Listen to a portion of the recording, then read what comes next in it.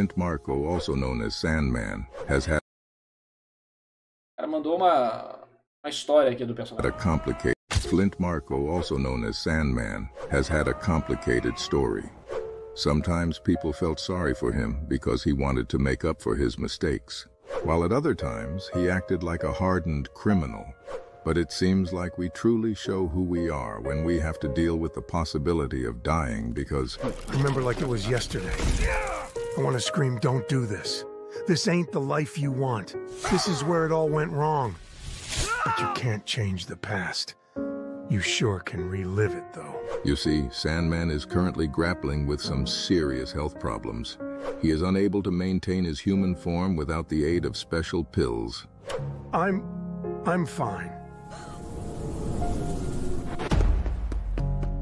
I'm fine! Also, his mind is deteriorating, driving him to insanity.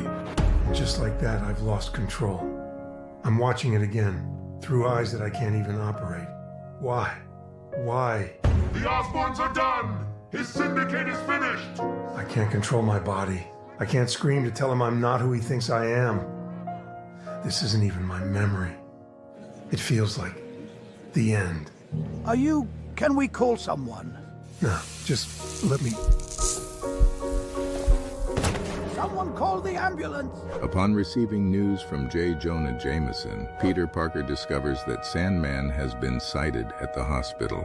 Sensing something unusual, Peter decides to pay him a visit. Marco?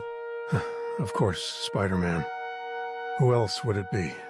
I'm losing my mind and still have to deal with you. Look, I'm not here to start anything.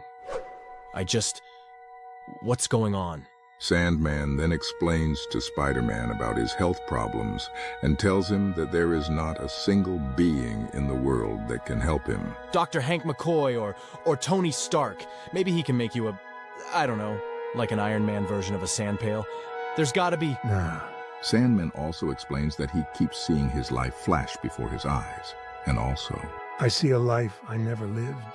Weird bits of the future. But it's not my future. I feel it. I die here. Now.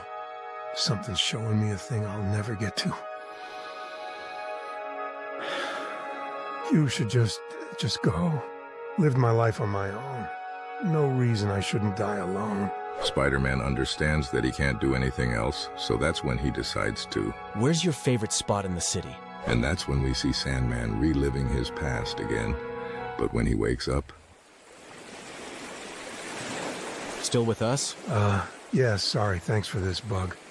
Ain't been here since my mother used to take me here.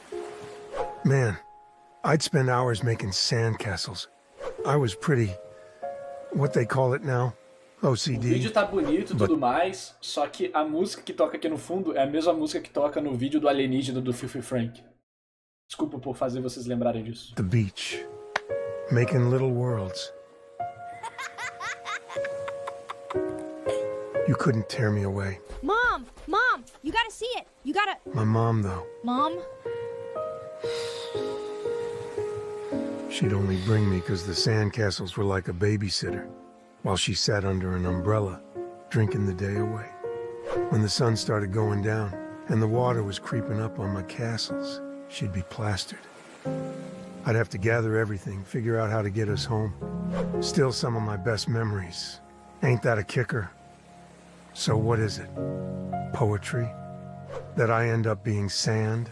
Just waiting for the water to take me away? That's when Spider-Man comes to the realization that he should likely disclose his true identity to Sandman, unveiling the person behind the mask. The last thing you see shouldn't be a mask. But Sandman explains that he doesn't want to know. Besides, I always like to picture you as butt ugly under that mask. Last thing I need before I shuffle off is to see some Chris Evans motherfucker under there. You know, I can still get you to some specialists. Maybe it's not too late. Appreciate it and all, but yeah, it is.